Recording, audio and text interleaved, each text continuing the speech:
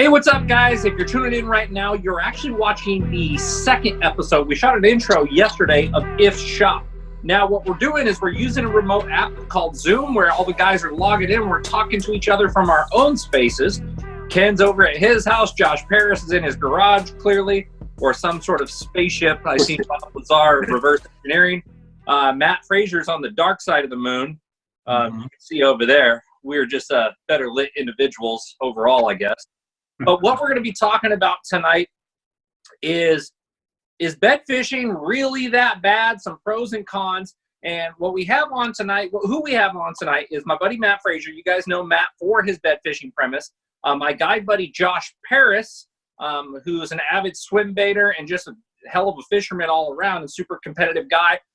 Then one of my personal friends, Ken Mah, who's an avid top-level tournament angler as well. And I asked Ken, hey, do you know anybody that's opposed to bed fishing? And Ken tells me, me, but I'm not really opposed to it. So you start us off and finish what your thought was, because I stopped you the other night. Yeah, so when you were asking, am I opposed to it? Personally, yeah, I mean, I'm not saying that we shouldn't fish for them, when you're tournament fishing, but I suck at it. I'm terrible at it. It's not something that I enjoy doing. So yeah, I'm opposed to it. I mean, they want to ban A-rigs. I'd rather ban bed fishing and Cincos. Those two things. Bed fishing and Cincos, not in that order. Wait, aren't you with Yamamoto? Negative. I'm just playing. It's a tremendous bait. Don't get me wrong, but it's not in my wheelhouse. Oh, dude, it's brutal because I'll go out and do everything, and then someone posts a picture of some giants and I just thrown a Senko. Yeah.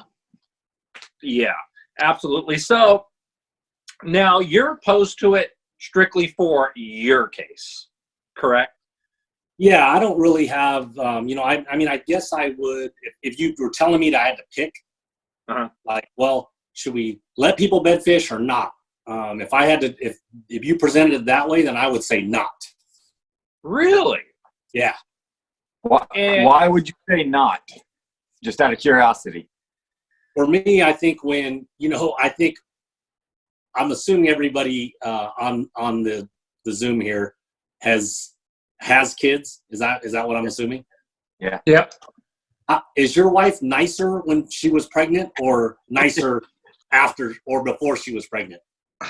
I'm pleading the fifth. Yeah, I plead the fifth. See? Hey, just saying plead the fifth, you already know. So for me, I guess to answer Josh's question is, they're spawning, which spawning basically fulfills the next generations in our fishery. And I think the less that we mess with them while they're spawning and while they're doing that, I think the better off our fisheries are going to be. So that would be my take on that. Okay, so I'm going to give you a little rebuttal right here. In factual science across the nation, they did a study that less than 5% of the overall bass population, this study was on largemouth bass, not smallmouth and spotted bass, so don't take this as a whole, but you can kind of say black bass in general, bump it up another few percent. Let's call it 8%, but the study was 5% of bass spawn less than 8 feet deep, which is usually the standard visual for California, and disregarding the rest of the country, which tends to have much more stained water, except a few places in the South and Florida. So by me presenting saying that it's realistically, we're fishing for maybe 5% of that bass population, does that change your mind whatsoever? No, but I think that, again, if I had to pick one side or the other, this is the side I would pick and debate or argue over. I know that if I'm going down the bank, I'm catching fish that are bedding and I'm not looking at them. So right. I'm still catching a bedding bass that right. I didn't look at, and I'm still putting it in my live well, and I'm still driving it back to an alternate location, which I think Mother Nature's stronger than all of us. So I think Mother Nature in the end does win and does what she needs to do in order to make sure that the fisheries are where they need to be. So I get that part of it. Matt, what's your take on this, man? You know what? I guess probably the best way to even combat it a little bit. I mean, not even trying to combat it, just the fact that it's when I was a youngster, getting into tournament fishing, 16, 17 years old, as soon as I could drive, I spent a lot of time in the mother lode lakes and my first tournament I ever fished, I took second place, so I kind of got hooked. But then after that, I shortly learned that I was catching, 70, 80, 90 fish. I was catching 60 fish. I was catching 30 fish. And I was losing by 8, 9, 10 pounds. Mm-hmm. And I probably went through a 5 or 6 or 7 year stretch of a lot of donating to guys that were in, I'm speaking to the springtime, what we're talking about, topic specific, but I lost a lot of tournaments with not even getting near the top 3 because I was competing against guys that were picking them off beds. And when I was young, I didn't realize that's what I was competing against. I didn't realize that in my mind, they had to be cheating because there was no way they were catching 24 pounds and I was catching 12 pounds. And anyway, that being said, it took me 6, 7 years to figure out that just to understand what bed fishing was. And I happened to go on a trip where I decided I was going to go driving and looking and figure it out on my own. And I caught a 9.5 pounder and 11.5 pounder that day. And it hooked me for life, obviously. So I spent about the next 6 to 7 years straight every season. I mean, I had to be on the water probably 3 or 4 days a week for 6, 7 years during the 3-4 months of spring and spawn.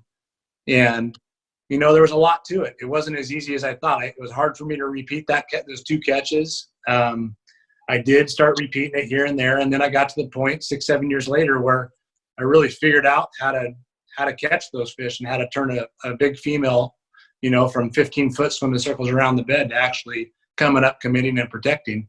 It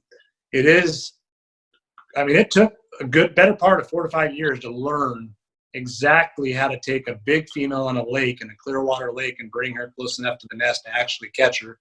Because when you're talking about a stuck female that's on a bed, you're talking about 1%. I mean, you rarely get to see a stuck female like you hear about. I've been doing it a long time, and most of the time the male's present, and most of the time it presents a problem, and you've got to trick her into eating. But my main purpose for doing it in the first place was just to compete, because my skill set at that point wasn't high enough to compete any different way other than learning one thing to get real good at and complete that time of the year. So I kind of got I was a little one-sided for quite a while. And just as of the last probably 5 or 6 years, getting in some of these larger tournaments that are obviously all times of the year, I've had to broaden my fishing skills. So anyway, that's kind of my take on it. Mine was more to be competitive. Then I got a real passion for it. I mean, I got, probably 20, 30 fish over the 8-pound range in a short amount of time. And I just never could go back. Yeah. Well, with that being said, that's actually really interesting, because this actually goes down Josh Parris's lines. I seen Josh talking on Facebook and with a little back and forth going on with another individual, and we'll get into that later. But it was in regards to throwing swim baits and specifically targeting a bed fish with a swim bait, not being a quote unquote real swim bait catch. But then Josh had some interesting information of, what if a female comes up 20 feet off of the bed? How do you know she wasn't on a bed or a tree? Can you elaborate a little bit more, Josh? Well, yeah, I mean, I don't know. It goes to the springtime fishing, kind of like Ken was saying, is, I mean, if you're fishing in less than, 20 foot of water in the spring, you're probably catching bed fish, whether you know it or not. And that's to where, in my experience, I mean, I've caught fish on swim baits that, have been on beds and have been off of beds that, I could visually tell they were on a bed, or I couldn't tell them on a bed. And, I think that it just turns into a really blurry line between bed fishing and any sort of conventional fishing, swim bait fishing, whatever you want to call it in the spring, is to say whether it's a bed fish or not. I mean, like I said, in my mind, it just gets really blurry because when you can't see them, I don't know who's to say what, whether they are or not. I guess conversely with swim baits, I've had fish that are locked on something. Like last year, I had a 13-3 that I worked on for 2 months. And this was I think it was from May. I found her in May and I caught her at the end of June. So she was not on it. She was also sitting over 200 foot of water. So she was not on a bed. And she was there every day, and it was almost like bed fishing with her, but it was just a matter of time before I got her to trip up, So, I guess looking at that line to like bed fishing, I think it's just, yeah. So you're saying the line's blurred because you knew the fish was there, just like the female is on a bed. She's not necessarily protecting it until you agitate the male, and then she gets involved in protecting it. So you're saying that it goes difference. Same difference, but also, I don't know. I've done a lot of research into like fish behavior. I don't know if you guys have ever heard of they call him the pond boss, Bob Lusk, I want to say, lungs, something like that. Anyways, he talks about it a lot, but it's even big fish become territorial. Just over their area. If she's holding down a rock pile or a big boulder on the side of a drop off, they become territorial to where it's almost like bed fishing, but it's, they're not even attacking the bait or swim bait or, even a worm like they would be on a bed. So, to eat it like on a bed, they're attacking it out of territory, protecting their territory. Hey, get out of here.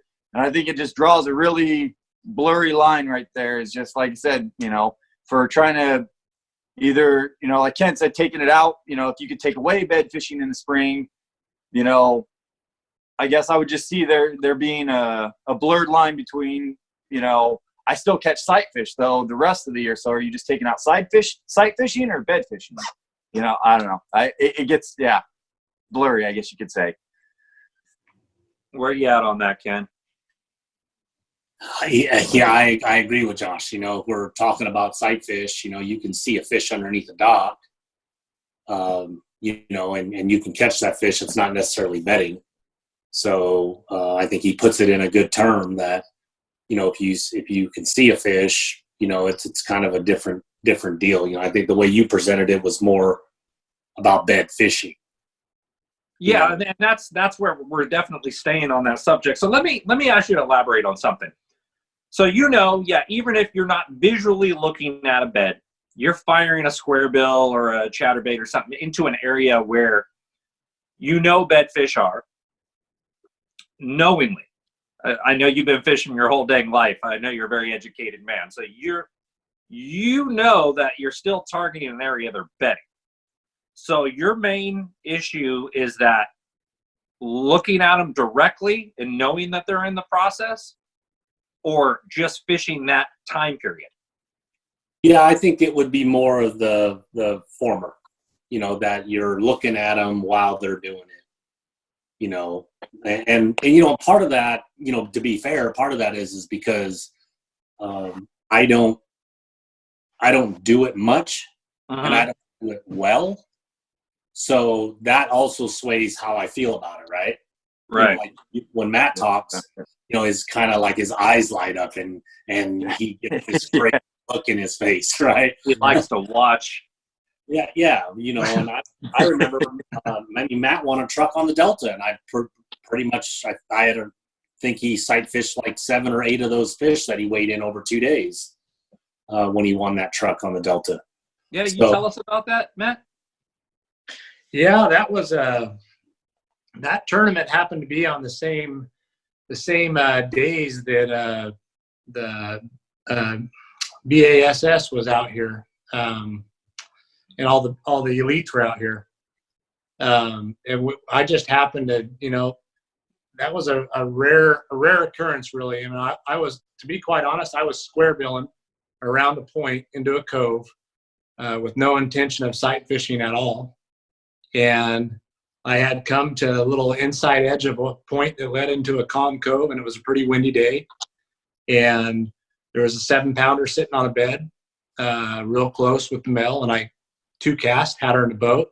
So then I kind of kept that rod in my hand and didn't cast anything in front of me, and I went down that cove bank, and it happened to be a golden cove. You know, there was about 7 or 8 fish in there, all ready to go. I think Jason Borofka came in the second day after I had left and caught an 8 that I didn't even know existed. And this cove was very small, and I think I thought I knew every grain of sand in that cove, and he pulled a good fish out of there as well. But I fished it 2 days. I caught 33 pounds the first day out of there, and then the second day I had 12 pounds up to the last hour, and I caught a 7.5 pounder last hour in the bed, same cove, and ended up with 18.5 pounds and still only won by 2 pounds. So somebody had a real good day. The second, Ken was in the mix. I remember you were top 3 or top 2. Yeah, that's why sight fishing out. So let's say that's kind of my point. So like I lost a lot of tournaments I don't even remember the guys' names. I remember their faces perfectly. I haven't seen them a long time, but they would come in with great weights every single muzzleload tournament, and I'd be 3rd place, 4th place, 5th place and fishing my heart out and catching tons of fish. And these guys would catch 5 fish all day in the muzzleload, and they'd weigh in 28 pounds, and I'd have 16 pounds, and I'm nowhere near them, but I'm in 3rd place. You know, so that's kind of what got me into the whole thing. So that tournament specifically, I lucked into that. I wasn't planning on bed fishing. I didn't even think they were going to be on bed yet, and they just happened to be. Hey, Matt. So, Ken, put yourself in Matt's situation, Ken. So you're coming around, you're in a tournament, so you know big money on the line with the tournaments you guys are fishing. You're fishing some big money events. You come around that corner, you're throwing a Bill Lewis Echo or Mark Snoo SB57 square bill.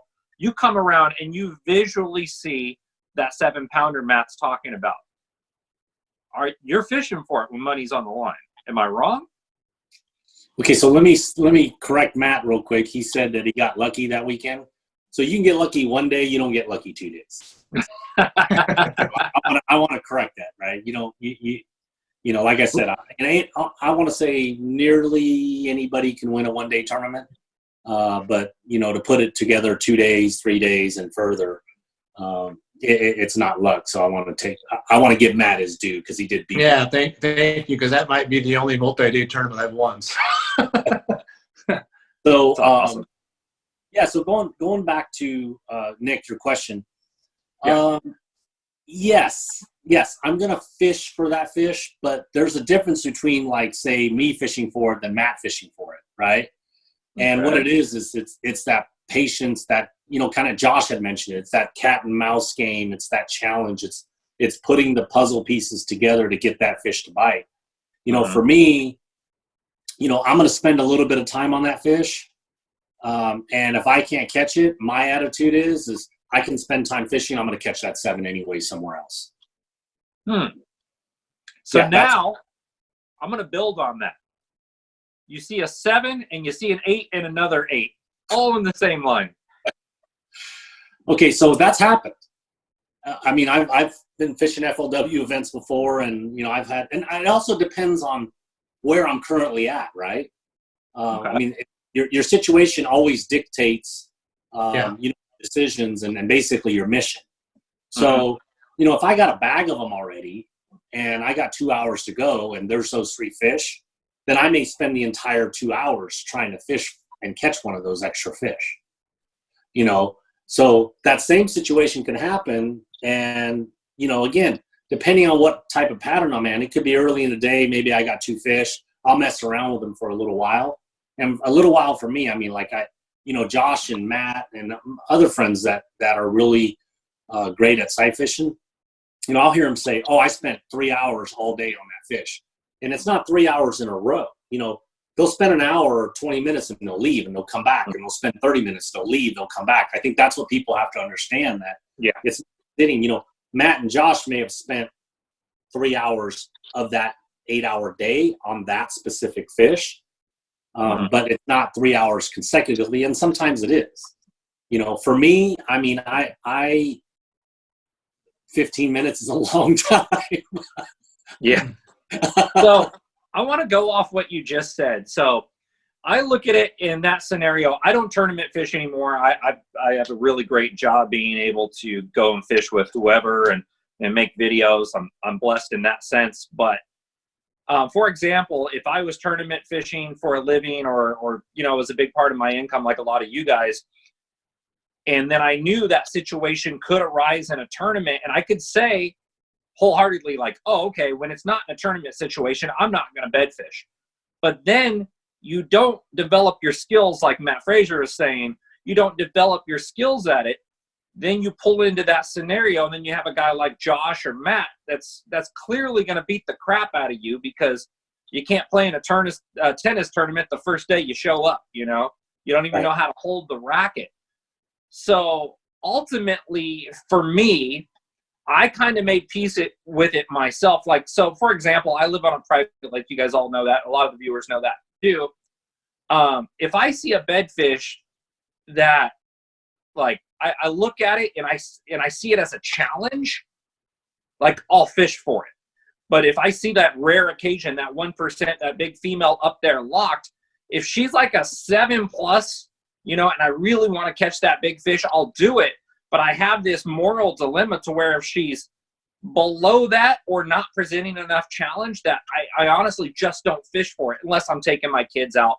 Then I'll let them catch them and put them right back. But for a person fishing a tournament situation, I would honestly say that's not practicing your bed fishing and still fishing a spring tournament. You might as well stomp on your own toes. Yeah, but to Ken's credit a little bit, I think more or less this whole thing's breaking down to its confidence, because obviously Ken's got a lot of confidence in his abilities other places to get those same weights that I'm looking for in the same time of year. So that maybe, you know, I spent a lot of years trying to fine tune that one thing. I've got a short window of a year where I can really do well in some good sized tournaments. But to my fault is I was way behind the curve in my well-rounded game, to where I've spent a lot of time with the Josh Parris, with the Ken Mah, with the Jim Reese, with whoever it may be. I've been in the boat with some of the best fishermen the state's got to offer, and they're all good at something different. Yeah, I'm sorry I didn't list you, Nick. That's all good. I'm here.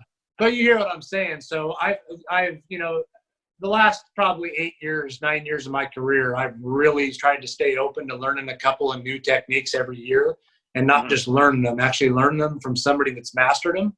Yeah. So that I can learn on a quicker curve. And those people that are willing to take me out and show me those things, it's awesome. Obviously, I've learned a lot of my own also, but that's the type of thing, you know, in my opinion, Ken's got the confidence and the more well-rounded fishing skills to where he doesn't have to depend on that time of year, which speaks volumes in my opinion. But, you know, that's, for me, I've spent so much of my life dedicated to that one technique. When it's that time of year, I can't pass it up. So kind of the difference. And I think, like you said, even on the mother load, that's where, I mean, we've talked about it before too. If the wind blows, you know, it's a swim baiter's game, you know, that time of year on the mother load anyways, you know. Yeah. Or blind casting, you do blind casting. But like vice versa, the Delta, it's wind's blowing out there, sight fishing, Ken's going to take your money. You know, he's going to go punch up a giant bag, and you never saw him to be able to do it, to where I think it does take the confidence to where when the opportunity arises to capitalize on it. And I think that plays overall into, like Ken said, whether, you know, if he had more confidence in it, he would stop and put that hour, 2 hours into that fish. But I feel like Ken has more confidence in his square bill, his punching, to where he's like you said, I'll go get another 7-pounder under that mat over there that's pre-spawn versus this one that's sitting on a bed, you know, which I think, plays a lot into whether people like it or don't like it. Like we talked to Obedy, and Obedy said the same thing. He's like, I don't like it. I don't do it, you know? Right. Yeah. Mm-hmm. Yeah. And I mean, I think it's also where a person grows up, so to speak. And, like whether it's Mother Lode or Clear Lake, I mean, there's definitely times like at Clear Lake that if you're not sight fishing, just like Matt said, you are not fishing to win. There's just no way that you're going to win. There's certain windows on that lake, where I agree with what Matt's saying is if everything lines up right, you got a flat, calm day, and it's a mirror glass water, and you can see, and the fish have lined up. I mean, those are the days that you might get 3 of those in an entire season, and one of them might land on tourney day. So when you get that day, it's very hard to beat somebody sight fishing on a day where you can see and the fish are moving and they're working beds. That's an uphill battle. But for the majority, typically you're always dealing with some sort of condition, whether it be a cold night, whether it be a windy day, whether it be a rainy day, whether the clouds move in when you're trying to work one certain fish for an hour and you got a window in the delta and the water's dropping and you think you're going to have time to catch her, and all of a sudden one of the trees on the side of the bank casts a shadow, you can't see nothing, you're ruined, and you just spend an hour on it. Happened to me a lot. So yeah. Mm-hmm. So one thing I really want to clear up is I anytime I post something in regards to bed fishing, people go, "That's easy. The fish is right there. It's going to bite anything that comes into the nest." That's the male, you guys. That's the male. That's usually not the fish any of us advanced tournament guys are ever going for. Bed fishing for the female is very difficult, and it's time costly, like everyone in here has said. Does it affect Mother Nature? Does it affect the spawn? It absolutely does. I don't think we're hitting a big enough group of fish to actually affect it. If you're not in a tournament, don't put a spawning fish that you catch. If you see a bloody tail on a female or a male with a messed up mouth and you knew he happened to come off of a bed, don't keep him out of the water for more than 30 seconds. Hold him in there. Get your buddy with the camera ready. Take the picture of the fish.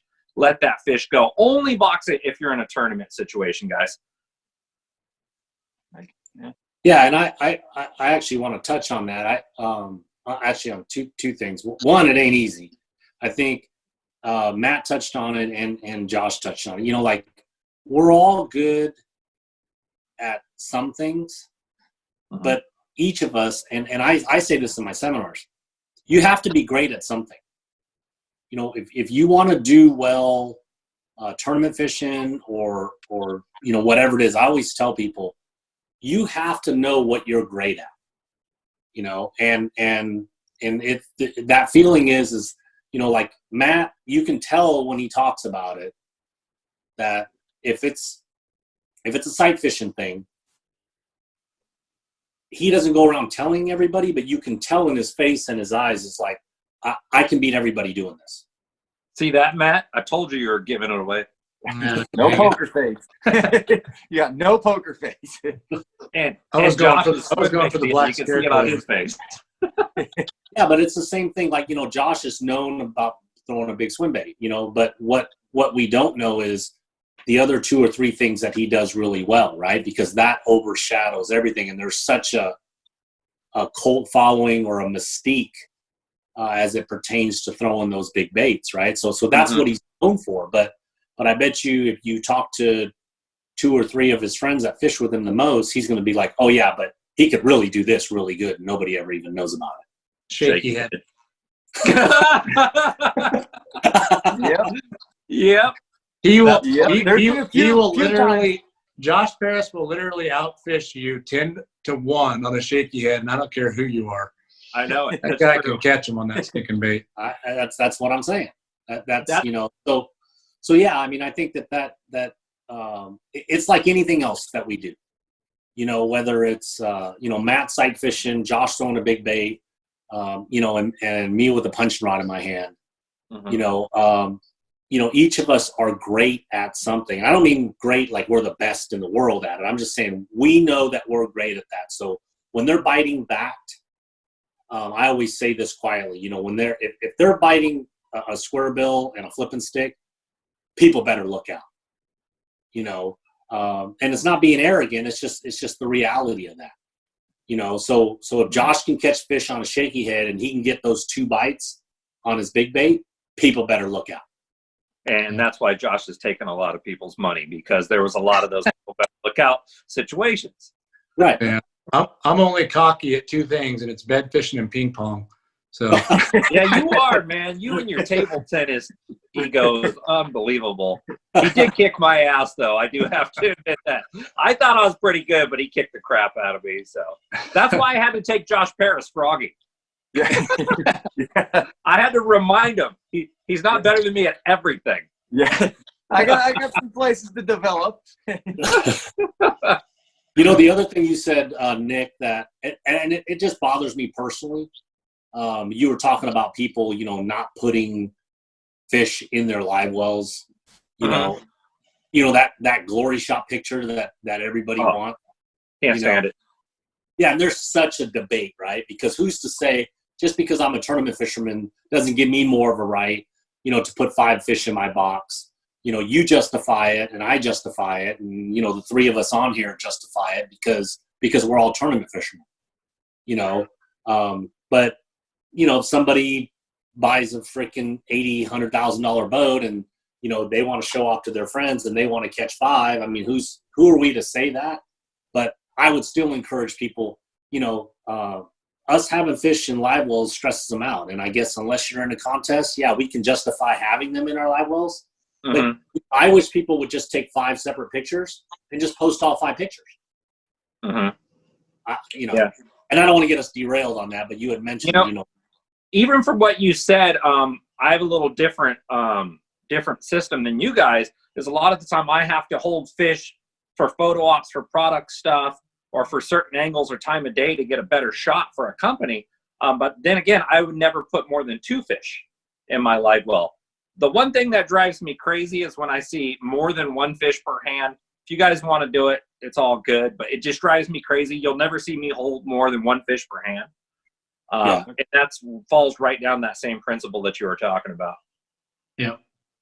Yeah, Agreed. I think the only time that it's normally 2 fish for me also, but a lot of what I do is promotional, and a lot of the people I support depend on stuff like that for good content. So it's a fine line, but not saying on a fun, it's tough because every time I say I'm on a fun fishing day, I'm really, I'm always working for somebody. So that's me every day. There's always intent. There's always intent somehow. Yeah, that's Nick every day. Yeah. And I think I look at it a little bit differently than everybody else, and it probably has to do with my level of fish care. Is I am, I'm a doctor on the water. As far as how well I monitor my fish and how well I take care of them, I have a little bit different point of view, I guess. Not so much about boxing males. I think you should never, if I don't care if it's a 3-pound male, you catch a male, dump them. Females, I am actually okay with boxing. And again, I'm not going to shove 8 of them in there, but 2 reasons. One, I do take care of them very, very well, which, if I don't encourage other people to do it, I personally do it. So it's hard for me to be like, oh, don't do it when I'm doing it. I will put 4 in the live well, but it's also from research that I've done that a big female, one, if she's already done her spawn thing, she's only going to be there for another day or 2 before she leaves anyways. Mm-hmm. But the other portion is that it's 2 portions of that actually. Is one, if she hasn't spawned, she's still going to go spawn wherever she goes. Wherever I dump her off, she's still going to go spawn. Conversely, if she has spawned, there's still actually a chance that she'll spawn again. Especially with big ones, I guess from what I understand, they do, or they will do multiple spawns. Yeah, where I feel like she will spawn again. To where but again, it has to do with my level of fish care. Is I've never had I won't say I've never had a dead fish in the box, but on a fun day, if she even looks slightly funny, of course I'm going to dump her. I'm going to get her out of the boat. But it's one, I guess, to be honest, in this whole thing, I will say that I do, I will box females, but, at the same time. You should never hit a girl. Never hit a girl, Josh. Yeah. But, it's just one, it's my point of view. And again, I'm even somewhat contradictive in it, is I don't encourage every weekend angler to do it, but at the same time, I'm confident with my level of fish care that I feel like I'm not having any, and I still might, it might even be selfish of me, but that is how I personally look at it. So. Well, I think, again, I don't know if Nick, you want to go down this rabbit hole, but I think we can justify to do it or not to do it. You know, I look at your situation, right? And you do a lot of social media with your clients, and you know, your clients, you know, they're paying money, you know, to fish with you and to catch those better than average fish or those personal best fish. Yeah. And when you get those magical days and you can get 2 of them and they can hold those 2, so to speak. I mean, I would almost say that you would owe that to your client because they're paying you for those memories, right? Yeah. You know, so I think we can go a whole bunch of different ways, you know, with that. You know, I think just personally, I don't like it, but that doesn't mean that people shouldn't do it if that's what is best for them. Because I always say it's better. I could eat them. I am Asian. Yeah. I could eat them.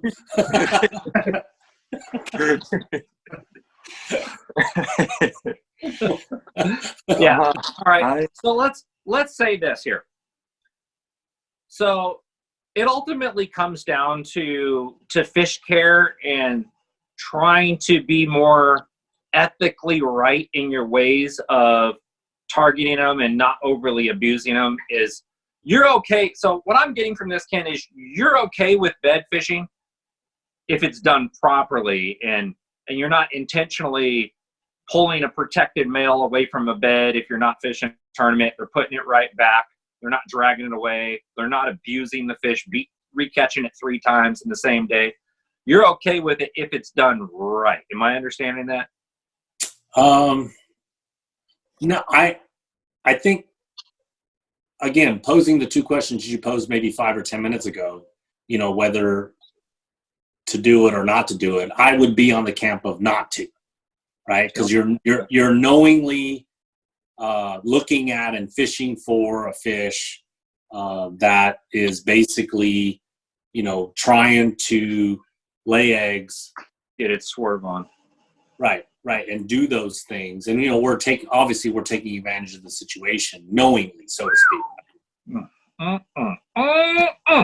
Yeah, you like that? Taking advantage. Boy, howdy. You know, for me, it's interesting because I definitely get excited every year to bed fish. But like I said, I do sometimes feel like if it's too easy, I just let it be. And I won't pick on males unless I'm taking a little kid fishing and they want to get their first chance to cast out there and catch the fish. But you know what? If you're a person that gets the opportunity to go fish once a month listening to this, and you see a 3-pound male on a bed, I'm not going to tell you not to go target that fish. What I do want you to understand is, yeah, you can agitate that fish into striking. Don't keep them out of the water for longer than 30 seconds. Don't drag them away. Put them right back there and don't mess with them after that. Get your picture. Let it go. Is it wrong in a sense? And can it possibly hurt the population? Absolutely. I think it does a very little amount. My family owns a private lake up in Mariposa where even when I was a little kid, I caught spawning fish all the time. I never seen it affect the lake, but I have killed, I overly stressed out a female as a teenager once, and she died. And I felt like crap over it. And I think it made me realize, like, this is what I'm doing. And yes, it is bad, but like Josh said, the male is protecting that bed. And I've had the scenario right here on my lake, right out the back door, where I caught a 9-pound female and I didn't have the camera. So my dad was at my house. I called him up and I said, hey, I need you to film this. It was the biggest, it was a 9/11. It's the biggest one that's been caught in my lake that I know of. And so I bring it back to dock. I put it in the live well, kept it good. It was the only fish in the live well. And I let her go in my cove, though I caught her at the opposite end of a 25-acre lake. 3 days later, identical markings. She was about 80 feet from my dock spawning with another male.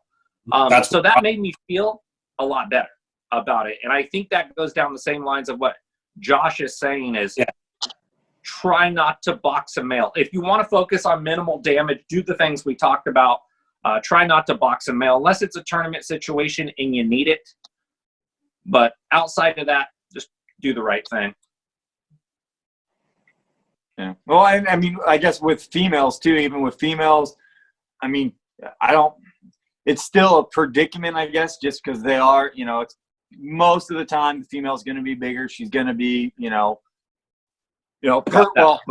be a 4-pounder, but either way, like I said, if she is a big one, I think fish care is always at the top of my priority. And, I think that's where I think a lot of the ethical boundaries that people start to draw about bed fishing come in is they're thinking, that you are damaging fish, but you are running that risk. It's just a matter of moderating, your fish care. Like I said, the one fish in the well, got her out, boom, she did her thing.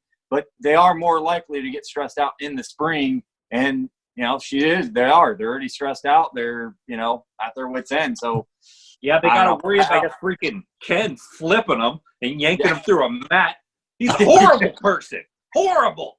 Hey, so let me say this. The question that Josh and Matt avoided, okay? You put both of your pregnant wives in the back of your trunk on a summer day, drive around the town, open the trunk up, see how that's going to turn out for you. Yeah. I want to clarify for whoever's watching, Ken Mah is not suggesting you try that. This was hypothetical. Yeah, totally hypothetical, right? But Ken Mah said. I think about it that way. You catch, an 8 and a 9 that is just full of eggs, and you throw them in your live well, and you drive around the lake for 8 hours, and and I always put it in human terms, right? Let's put Josh's wife pregnant and Matt's wife pregnant in the back of a trunk, drive around a little while, open the trunk up, and see how that turns out for them. It's a good thing you didn't mention my wife, because Pam would have went after him. I catch my 8 and 9s only about 20 minutes apart at all times. So. Every time, almost every time. Every time. I never have 5 hours in between them. All right, guys, this conversation definitely seems like it could go on forever. Maybe if we think of some other things later on that we can address, we'll do this again. So we'll call this, bed fishing. Is it ethical? Is it really that bad?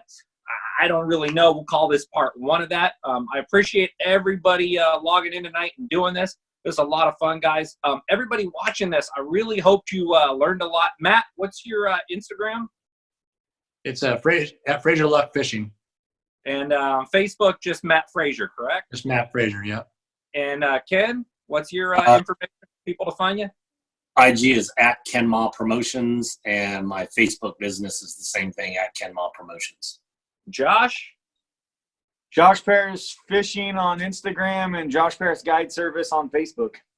And I'm going to put Josh's phone number down here. Josh is a guide in the Motherlode. Guys, if you ever see any of these gentlemen out, the only people I'm ever going to have on If Shop are good-hearted guys. Please come and greet us and talk to us.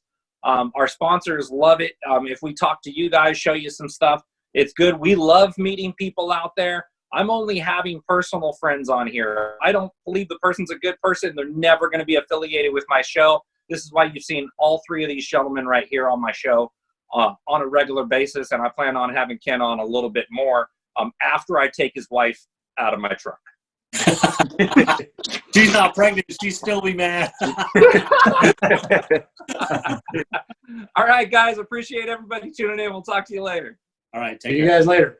Bye, guys.